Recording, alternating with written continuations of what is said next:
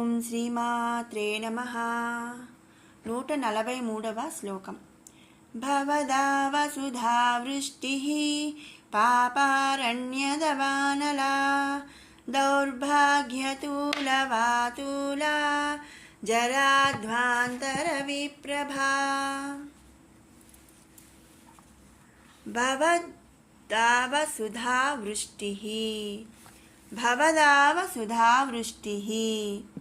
భవదావ అంటే సంసారమను, దావాగ్నినందు, వసుధ అంటే అమృతము, వృష్టి అంటే వర్షమును కురిపించినట్టిది. ఈ సంసారమును దావాగ్ని అందు అమృత వర్షమును కురిపించినటువంటిది అని ఈ నామం యొక్క అర్థం అన్నమాట. ఈ సంసారమును అరణ్యమునందు పుట్టినటువంటి అగ్నిని చల్లార్చునట్టి అమృత వర్షమును కురిపించి ఆ దావాగ్నిని శమింపజేయునట్టి శక్తి స్వరూపురాలు జగన్మాత. ఇంకో విధంగా మనం ఏం చెప్పుకోవచ్చు అంటే, తన భక్తులు అగ్ని వంటి సంసారమందు పడి దహనమైపోకుండా అమృత వర్షము వలె ఆ అగ్నిని శమింపచేసి అంటే నాశనము చేసి కాపాడునట్టిది అనే అర్థం కూడా మనం ఇక్కడ చెప్పుకోవచ్చు అన్నమాట. అంటే భోగము మోక్షము రెండును కూడా ఒకదానికొకటి భిన్నమైనటువంటివి. ఈ రెండును ఒకే చోట ఉండునటువంటివి లేదా ఒకరికే దక్కనటువంటివి. కానీ శ్రీదేవి అందు భక్తి శ్రద్ధలు కలిగి త్రికరణ శుద్ధిగా దేవిని ఆరాధించు భక్తులకు మాత్రము రెండూ కూడా ఒకే సమయమునందు దక్కుతాయి. ఇహమునందు సుఖము సంపదలను అందించు మంగళప్రదాయిని, పరమునందు తన భక్తులకు మోక్షమును భోగమును కూడా అందించినట్టి శక్తి సంపన్నురాలు ఆ శ్రీ లలితాంబిక. మరి అలా భోగము మోక్షము రెండూ కూడా ఆ తల్లి ప్రసాదిస్తుంది కాబట్టి ఆ తల్లిని భవదావ సుధా వృష్టి అనే నామముతో మనం ఇక్కడ స్తుతించుకుంటున్నాం. అంటే ఏంటంటే, మనం ఎన్ని కష్టాలు అంటే ప్రతి మనిషి కూడా కష్టం అనేది సుఖం అనేది అన్నీ కూడా ఉంటాయి. మన జీవితమే ఒక బండి చక్రం అని చెప్తూ ఉంటారు. అంటే అప్ అండ్ డౌన్స్ అనేవి కంపల్సరీగా ప్రతి మనిషి జీవితంలో కూడా వస్తూ ఉంటాయి అన్నమాట. మరి ఈ అప్ అండ్ డౌన్స్ ఏవైనా సరే, మరి సంసారం అంటే భార్య లేక భర్త, పిల్లలు, మరి ఇలా ప్రతి అంటే అన్నీ కూడా ఉంటాయి కదండి. మరి ఈ సంసారం అనే అగ్ని అందు తనను నమ్ముకున్న భక్తులు దహనమైపోకుండా ఆ తల్లి ఏం చేస్తుందంటే అమృత వర్షములని కురిపిస్తుంది. అమృత వర్షాలని కురిపించి ఆ అగ్నిని నశింపచేసి వాళ్ళకి భోగము మోక్షము రెండూ కూడా ప్రసాదిస్తుందని ఈ నామంలో మనం అర్థం చేసుకోవాలి. అంటే ఏంటంటే, ఎవరిని నమ్మినా నమ్మకపోయినా, ఎవరు మనతో ఉన్నా లేకపోయినా ఆ తల్లి పాదాలను మనం ఆశ్రయిస్తే మనకు అంటే జీవులకు ఎలాంటి కష్టము లేకుండా అమృత వర్షాన్ని కురిపిస్తుందని మనం ఇక్కడ ఆ తల్లిని అర్థం చేసుకోవచ్చు. కాబట్టి అలాంటి అమృత వర్షాన్ని కురిపించే తల్లి కాబట్టి మనం శ్రీ లలితాంబను భవదావ సుధావృష్టి అనే నామముతో స్తుతించుకుంటున్నాము. తర్వాత నామం పాపారణ్య దవానలా. పాపారణ్య పాపము అనే అరణ్యము, దవానల దావాగ్ని అయి పుట్టి దానిని దహించునట్టిది. పాపము అను అరణ్యమునందు దావాగ్ని అయి పుట్టి దానిని దహించుతుందంట. అంటే పాపాన్ని మనిషి జీవులు చేసే పాపాలను ఒక అరణ్యముతో అంటే అడవితో పోలిస్తే ఆ పాపాల అడవిని ఆ తల్లి అగ్ని రూపంలో దహించేస్తుందంట. అంటే జీవుల పాపాలు దుష్కర్మలు అన్నీ కూడా తీసేస్తుంది, దహించేస్తుంది. జీవులు దుష్కర్మల చేత పాపులవుతారు. వారి పాపములను అరణ్యముగా భావించి అట్టి అరణ్యములను అగ్నిస్వరూపమై దేవి నశింపజేయునది అని ఈ నామం యొక్క అర్థం. మరి తనను ఆశ్రయించిన భక్తుల యొక్క పాపకర్మలను అగ్ని వలె దహించి వేసి వారిని పాపరహితులుగా చేయునట్టి కరుణాస్వరూపురాలు శ్రీ లలితామాత. తన భక్తుల యొక్క పాపకర్మలను నశింపజేయునట్టి ఉపాసనా కర్మలను ప్రసాదించినట్టిది అని కూడా మనం ఇక్కడ చెప్పుకోవచ్చు అన్నమాట. అంటే మనం చెప్పుకున్నట్టు ఏంటంటే, ఒక తప్పు చేయటానికి మన మనసులో ఒక ఆలోచన పుట్టించేది ఆ తల్లి. ఆ తప్పు చేసినప్పుడు ఆ తప్పును, ఆ పాపాన్ని నశింపజేసుకోవడానికి, ఆ తల్లిని ఉపాసించడానికి కర్మలను ప్రసాదించినట్టుది కూడా ఆ జగన్మాతే అన్నమాట. అలా తనను నమ్ముకున్న భక్తులు చేసిన యొక్క పాపాలను అరణ్యముగా భావించి ఆ అరణ్యాన్ని అగ్ని వలె దహించి తన భక్తులకు మోక్షాన్ని ప్రసాదించే స్వరూపురాలు, కరుణా స్వరూపురాలు ఆ లలితాంబ. కాబట్టి ఆ తల్లిని మనం ఇక్కడ పాపారణ్య దవానల అనే నామంతో స్తుతించుకుంటున్నాం. తర్వాత నామం దౌర్భాగ్యవాతుల. దౌర్భాగ్యము అంటే దారిద్ర్యము, వాతుల దూదిని ఎగురవేయినట్టి సుడిగాలి వంటిది. అంటే ఇక్కడ ఏంటంటే మన జనుల అంటే భక్తుల యొక్క అంటే సకల జీవుల యొక్క దౌర్భాగ్యం అంటే దారిద్ర్యమును ఒక దూదితో పోల్చారనమాట. ఆ దూది ఎగురవేస్తే ఎలా వెళ్ళిపోతుందంటే, అంటే ఇప్పుడు ఒక సుడిగాలి వచ్చిందనుకోండి, ఒక గాలి వచ్చిందనుకోండి, దూది ఎగిరిపోతుంది. అలా ఆ తల్లిని నమ్ముకున్న భక్తులకు వాళ్ళ యొక్క దారిద్ర్యము ఒక దూది, ఒక సుడిగాలికి దూది ఎలా ఎగిరిపోతుందో అలా ఎగిరిపోతుందంట. తనను ఆరాధించినటువంటి భక్తుల ఇంట గల దారిద్ర్యమును దూదిగా పోల్చారు ఇక్కడ. ఆ దూదిని ఎగురగొట్టినటువంటి శక్తి స్వరూపురాలు శ్రీ లలితాంబ. దేవిని ఆరాధించడం వలన దారిద్ర్యం అన్నది దూదిని ఎగురగొట్టు సుడిగాలి వంటిది అని, కర్మలు సుడిగాలి వంటి కర్మలు దేవి భక్తుల యందు సంభవించుట జరుగునని ఈ నామంలో మనం చెప్పుకుంటున్నాం అన్నమాట. కాబట్టి ఆ తల్లి మన దారిద్ర్యాన్ని దూదిలాగా ఎగురవేస్తుంది కాబట్టి, తీసేస్తుంది కాబట్టి మనం ఆ తల్లిని దౌర్భాగ్యతూల వాతుల అనే నామంతో ఇక్కడ స్తుతించుకుంటున్నాం. తర్వాత నామం జరాధ్వాంత రవిప్రభ. జరాధ్వాంత రవిప్రభ. రవి అంటే సూర్యుడు, ప్రభ అంటే ప్రసరించినది. జరాధ్వాంత అంటే ముసలితనము. ముసలితనము అను చీకటి నందు ప్రసరించినటువంటిది. అంటే ముసలితనము వంటి చీకట్లో సూర్యుడు సూర్యుడిలాగా ప్రసరిస్తుంది అని ఈ నామం యొక్క అర్థం అన్నమాట. ఇంకో విధంగా ఎలా చెప్పుకోవచ్చు అంటే, ప్రకాశించినటువంటి సూర్యకాంతి వంటిది అని కూడా మనం చెప్పుకోవచ్చు.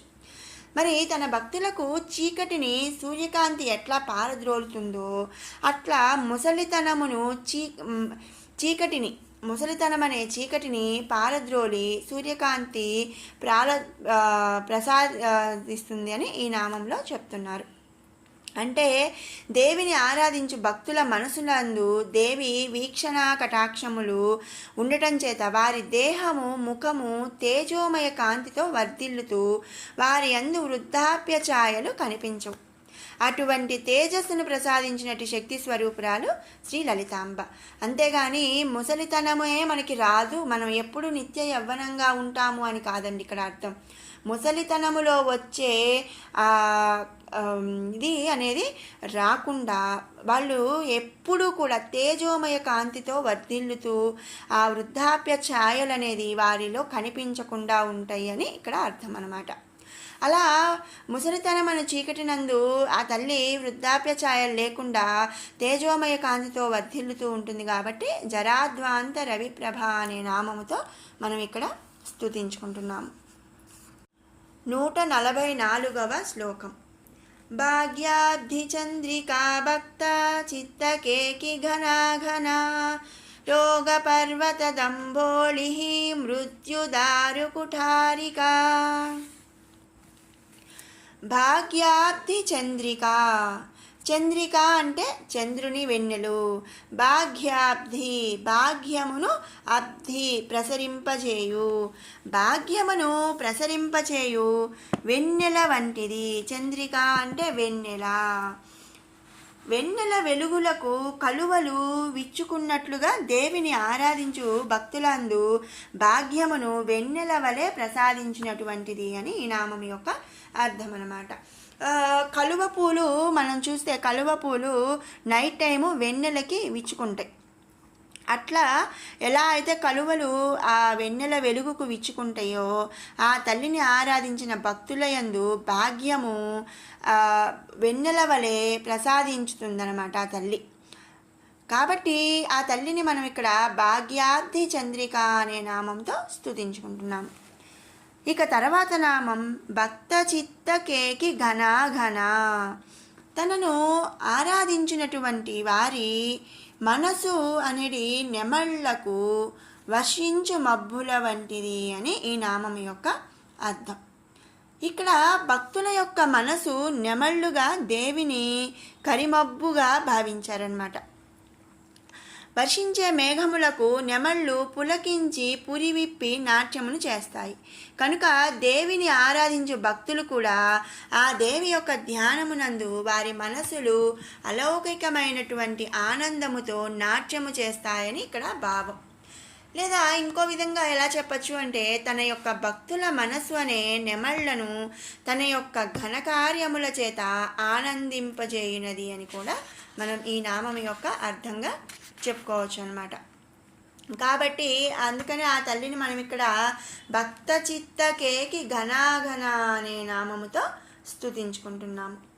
ఇక తర్వాత నామం రోగపర్వత దంబోళిహి. రోగపర్వత, ఇక్కడ రోగమును పర్వతముతో పోల్చారనమాట. దంబోళిహి అంటే నాశనము చేస్తుంది. రోగము అనే పర్వతములను నాశనం చేయనటువంటి వజ్రాయుధం వంటిది ఆ జగన్మాత. ఈ నామందు వ్యాధిని పర్వతముతో పోల్చారు. ఇక దీర్ఘమైనది అని తన భక్తులకు కలుగు సకల రోగముల నుండి కూడా వారిని రక్షించినట్టిది అని ఈ నామం యొక్క అర్థం. ఇంకో విధంగా తన భక్తులకు కలుగు సకల రోగములను వజ్రాయుధము వలె నాశనము చేయనట్టిది అని కూడా మనం చెప్పుకోవచ్చు అనమాట. అంటే ఏ రోగమైనా సరే ఆ తల్లిని ఆశ్రయించిన భక్తులకు ఎలాంటి రోగములనైనా సరే ఒక వజ్రాయుధంతో నాశనం చేసేదిలాగా వజ్రాయుధముతో పోల్చారనమాట ఇక్కడ తల్లిని. కాబట్టి ఆ తల్లిని రోగపర్వత దంబోళిహి అనే నామంతో మనం స్తుతించుకుంటున్నాం. తర్వాత నామం మృత్యుదారు కుఠారిక. మృత్యుదారు అంటే మృత్యువు అను కట్టెను, కుఠారిక గండ్రగొడ్డలి వలె చీల్చునది. ఈ నామందు కూడా తన భక్తులకు వచ్చు మృత్యువును కట్టెగా భావించి దానిని చీల్చినటువంటి గండ్రగొడ్డలిగా ఆ తల్లిని భావించారనమాట. అంటే తనను ఆశ్రయించిన భక్తులకు పునర్జన్మరహితమైనటువంటిది మోక్షమును ప్రసాదిస్తుంది. అంటే ఆ తల్లిని ఆశ్రయించి మనం ముందు నామాల్లో చెప్పుకున్నట్లు ఆత్మజ్ఞానం, పరమాత్మ ఆత్మను ఐక్యం చేసి ఆత్మజ్ఞానమును పొంది ఎవరైతే పరమానందమును పొందుతారో అలాంటి వాళ్ళకి మోక్షమునిస్తుందని మనం చెప్పుకున్నాం. మరి అలా మోక్షం అంటే ఇంకా పునర్జన్మ అనేది ఉండదు అని అర్థం అన్నమాట. ఎలాంటి పునర్జన్మ లేనటువంటి మోక్షమును మనకు జగన్మాత ప్రసాదిస్తుంది. కాబట్టి ఇక్కడ మృత్యువును మృత్యు అనే కట్టెను గండ్రగొడ్డలి వలె చీల్చినది అనే ఉద్దేశంతో ఆ జగన్మాతను మనం మృత్యుదారు కుఠారిక అనే నామముతో మనం స్తుతించుకుంటున్నాం. మరి విన్నారు కదండి 143, 144 శ్లోకాల వివరణ. ఇప్పుడు 141 నుంచి 144 వరకు కూడా 2 సార్లు పారాయణ చేసుకుందాం.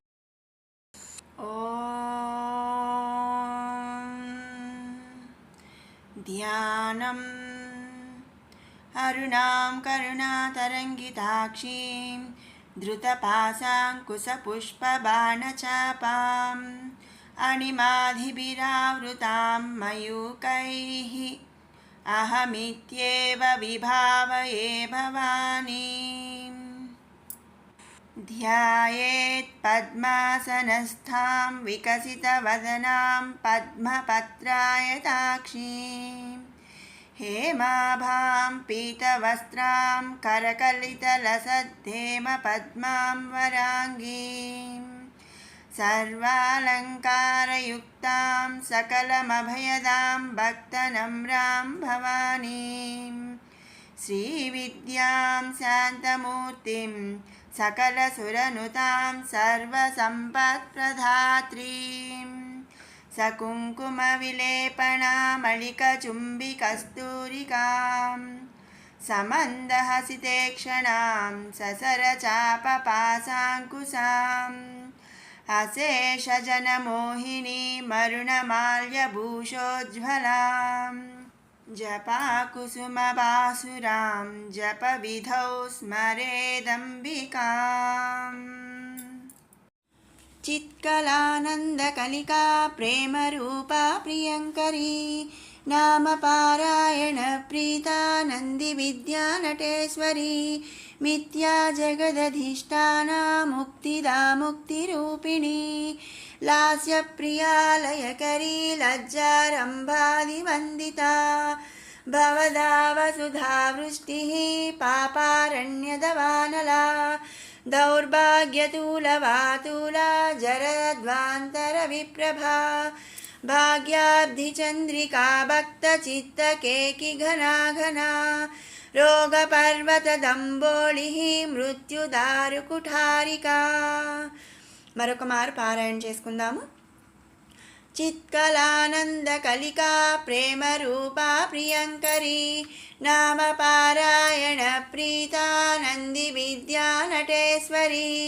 मिथ्या जगदधिष्ठाना मुक्तिदा मुक्तिरूपिणी लास्यप्रियालयकरी लज्जारम्भादिवन्दिता भवदावसुधावृष्टिः पापारण्यदवानला दौर्भाग्यतूलवातूला जराध्वान्तरविप्रभा भाग्याब्धिचन्द्रिका भक्तचित्तकेकि घना घना रोगपर्वतदम्भोलिः मृत्युदारुकुठारिका. ओम श्रीमात्रे नमः.